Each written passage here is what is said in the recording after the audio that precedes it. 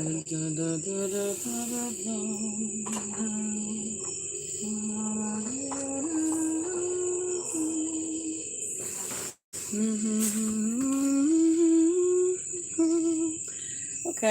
so it's a beautiful day. It's a beautiful morning. Do-do-do. Ah. What are we going to talk about tonight?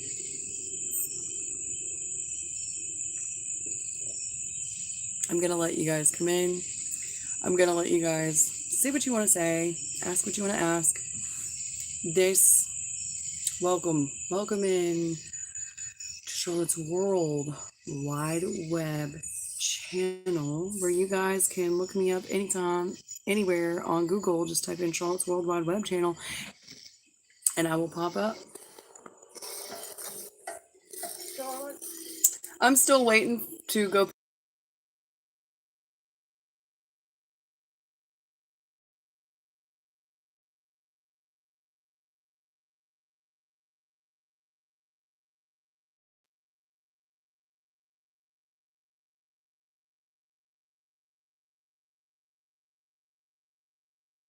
Hello. That time has come for you again. Hello.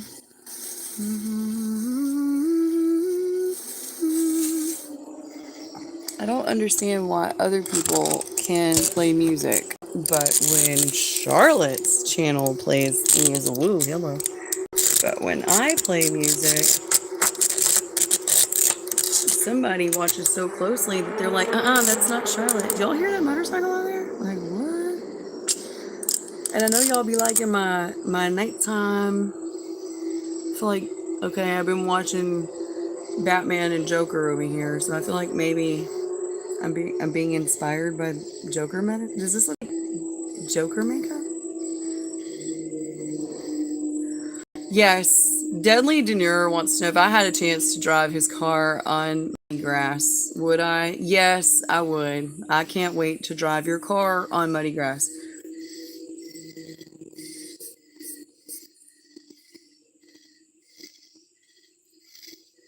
Do you even have a car? I mean, I literally don't even believe you have a car right now.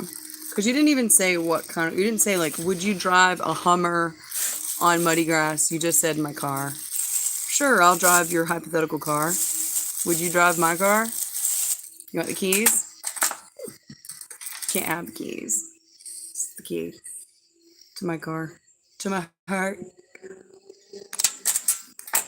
Did I drive on your grass? Do we know each other? I try to stay out of people's grass. Do we? I feel like I know you and I must have driven in your grass. I am so good at staying out of people's grass.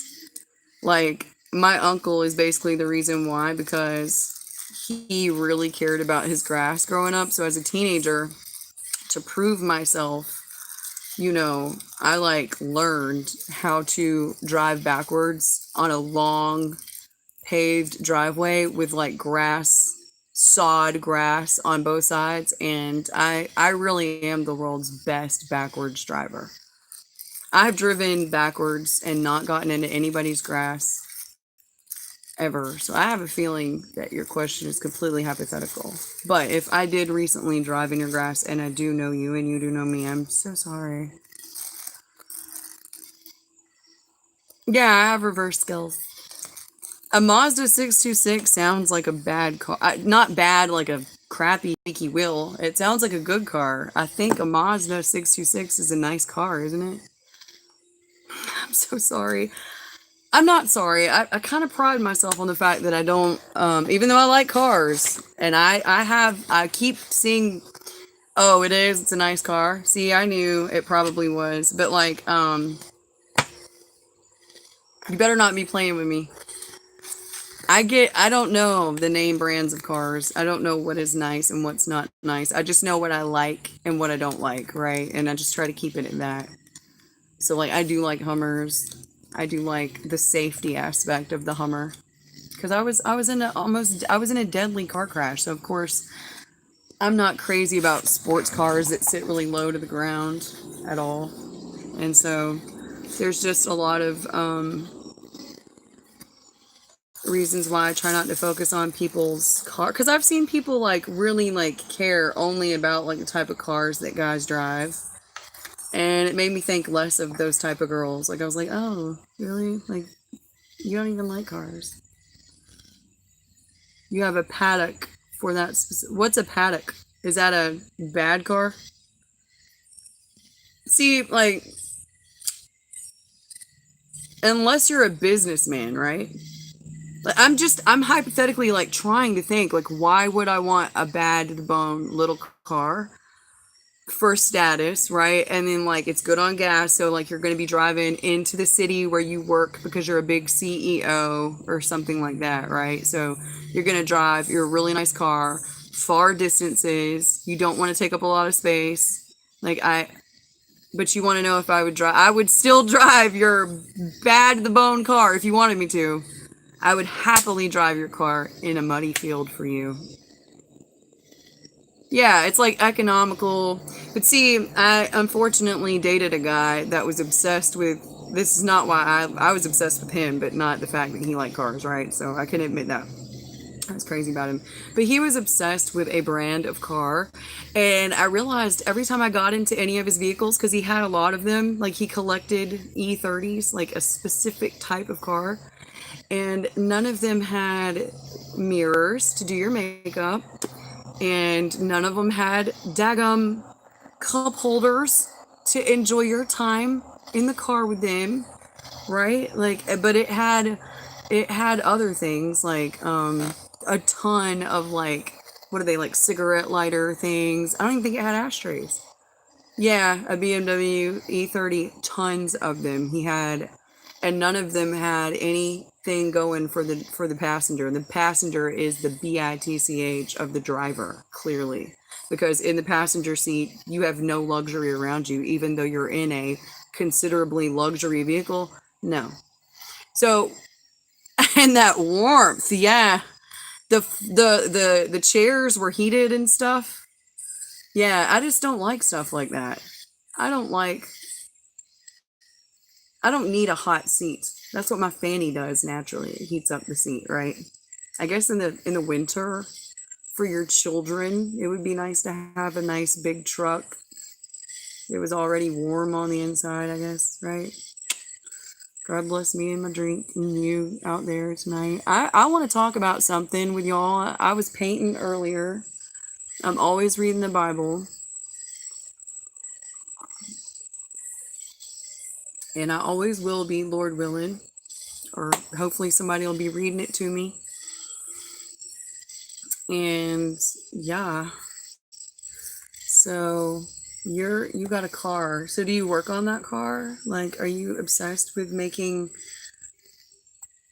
upgrades for your car or something? I am an artist. Deadly Denaru 2169. So like what, February 1st, 1969? Is that your birthday? You were made for more, more. Look, I can't help it, but I made a little short one day and I was talking about like you're more than your circumstances or whatever. And then AI suggested that I use my short, like the words that, oh, you build and modify cars. That's cool. I actually have a lot of respect for females that choose to do stuff like that. Like, because the times that I've needed a mechanic, they're so trashy. And I've almost like, I've gotten on YouTube and I've tried to like fix my own vehicle because I just really don't want to deal with just men, because there's just so many men that are mechanics and there's not enough women to trust. Like, a man will tell you that something costs more than it really costs and then act like he's going to do you some kind of favor, and it doesn't have to cost that much if you know what I mean. I'm not even gonna get into it, but I had already been broken into a million pieces and learned not to trust anybody. So when people would give me the price of a vehicle, I'd still take it somewhere else and get second opinions and things like that. And I suggest that everybody does that, not just women, but men too. Men that are so dependent on other men. And as a woman that knows how to do things for my own vehicle, I still want to encourage men, whether you are rich or not, that you learn how to take care of your own vehicle. It's kind of, especially as an American man, what are y'all gonna do when we really are like under like attack or something? Y'all can't just depend on your money. Y'all have to be capable. You men out there have to be capable just for your own survival, not because women are going to depend on you, but because you're going to need to depend on you, right? I mean, God says, do not depend on just mankind. You need to be able to depend on your own bare hands. Oh, really? Oh my God. Well, we have something in common because that's why I learned to do hair. Seriously, you're saying that I'm not wrong, Charlotte. Too much dishonest mechanics. That's why I taught myself. And that's why I learned to do my own hair because women were such haters.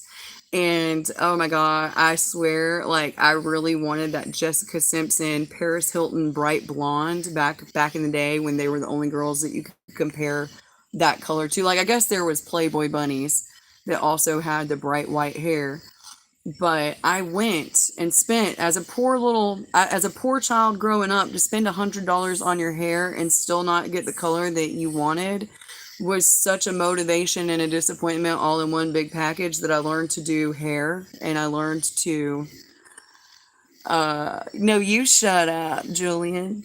Um but I learned to I could basically fix any hair color. Like you could come to me with your hair like this color right here and say that you wanted it any color and I could fix it. Like you could come to me literally with like every color in this globe hanging off your head and say, I just want orange hair or I just want blue hair or I just want brown hair. And I'm like the dye doctor. I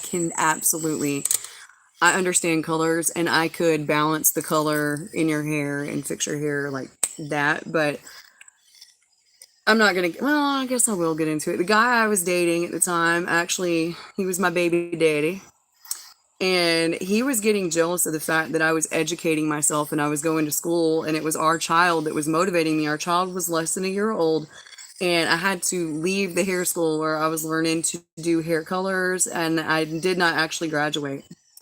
So, thanks to Trump, and I do mean thank you to Trump. He made it where some parts of the hair process you don't have to go to school for anymore. Now you can do hair and work from home, and you are not going to be considered, you know, an illegal business person or something because you don't have a license for hair. Oh, a brown person, whatever they like. You know, there's different types of brown people. So honestly, there's red bone people, there's people with golden tones, there's actually olive tone black people.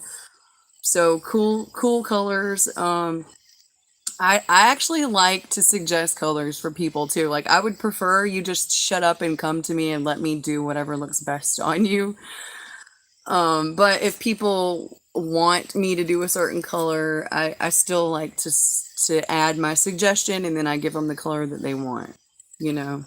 Um, but I really like to, what's the word? What do they say? Ice people up or hype people up. I like to hype people up when I do their makeup, I used to do bridal makeup and things like that too. Even though my makeup is looking a little trippy tonight, looks a little extra glam tonight. I did a Dominican, a beautiful black girl, Miss Kenesha Hill. May her husband rest in peace. They both were an incredible couple. She was an incredible young lady. She was blind in one eye.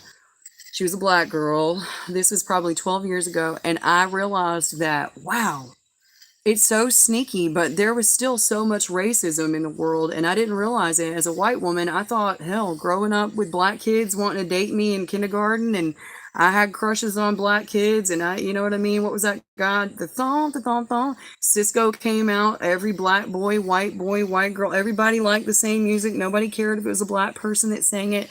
I didn't think that we still had racist issues in the world. I thought we'd overcome it. I thought the world was coming to become a better place and everything. And then in my 20s, I went into a CVS, actually, yes, and I went to get a bride some matching skin tone for her makeup. I wanted to go get her some under eye concealer and stuff for her skin. And that was the first time, even having gone to beauty college and become a master cosmetologist. Oh, it's okay, Nate. I'm glad you're here.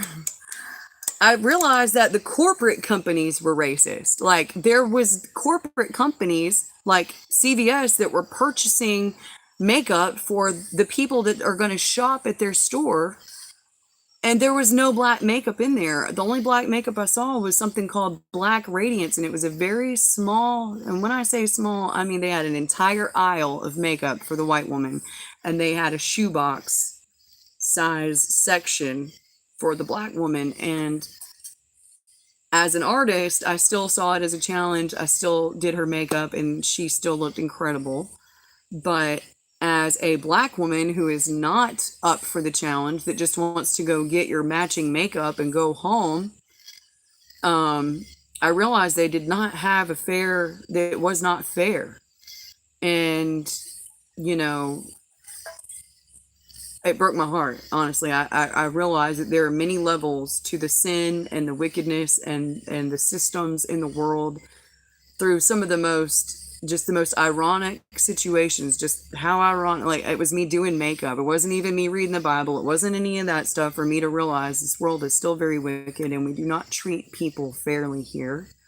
And for America to be considered the melting pot of the world, I figured we should be able to speak many different languages. We should be teaching our children many different languages, and racism should be the least of our concerns in this country. And who would have thought that tonight was going to be about black and white? But anyway, you asked me what color I think looks best on a brown person, and honestly, I've seen every color look awesome on a black person. Everything from red on Eve to white on this, I don't even know what her name is, but I've seen white hair color look, oh, well, even Halle Berry in X-Men, she had bright white hair and it looked great on her. So to each his own. I think Beyonce has always looked really great and incredible when her skin tone, like a caramel color, matches her hair. I like it when her hair is caramel and her skin and her hair, ooh, I like it when it's kind of all the same blend on Beyonce, right? But some people need a different contrast. Some people need a little bit of a pop on the top, or you know what I mean, or they want to look. What are you here to do? I just wanted to chat with people today. Sometimes I just keep my eyes on the word and I never get a chance to look up, and today I just wanted to say hello to you guys and tell y'all how important and loved I learned that I was from God. And I want to remind you guys that every day, because you know, you'd think that that would be your parents' job. You'd think that that would be your mom and your dad's job to tell you that you're loved. You know what I mean? Every day. And we need to be hearing it every day, like a bunch of big babies. We need to hear it every day. And so God is here for us to tell us this kind of stuff every day. If our ears are open and our heart is open to receiving the truth that we are loved by our Creator, no matter what kind of crap we're getting into, He is with us and He wants us to talk to Him, and He wants us to interact with Him and build a relationship with Him. We don't need the Pope. We don't need the Mona Lisa. We do need Jesus, but we got Jesus. That's the good news. You got Him. So He's always with you and He's always gracious. You know, it doesn't matter what your plethora of problems are. It doesn't matter how intricate your issues get. It doesn't matter how loud your demons are or how quiet your concerns are. God knows. And He can pull you out of it. You just have to be willing to get out of your own way and trust that there is another way to this life that will make more sense to you, because you were created to live that way. And if you are interested in knowing that way, you will get into your Bible more often and on a daily basis, and it will begin to, just like listening to the lyrics of a song. Ooh, look what you made me do. You got like this rhythm. So you're reading your Bible, and it conditions your spirit. It gives you a rhythm to which you can dance to life, and you can live in this life, and you can hip and you can dip and you can dodge all the bull crap that the enemy wants to throw at you. I don't know. Currently, I guess you included maybe 850 or 860 about. Yeah. So, and I'm just talking about good old Jesus. I'm not talking about um I'm not talking bad about celebrities. I'm not talking bad about my family members. I am telling you though that whatever role you play in your family, make sure that you are being humble and generous and loving and kind as that person, whoever you are. Okay, well, I appreciate you being here. And you know what? I think I'm probably going to get up out of here too myself. I'm probably about to run. I don't have my watch on, but I need to get my watch on. I've got places to go, people to see, things to do, and I will be back. And I want you guys to join me always when y'all see me on here. Make sure that you pop in, you say something, give it a like, double tap the screen if you want, and go brush your teeth and say prayers. And have a good Friday tomorrow, okay? I love you guys, and I will see y'all soon, very soon. Maybe at 3 o'clock in the morning. I don't know. We'll see. Bye.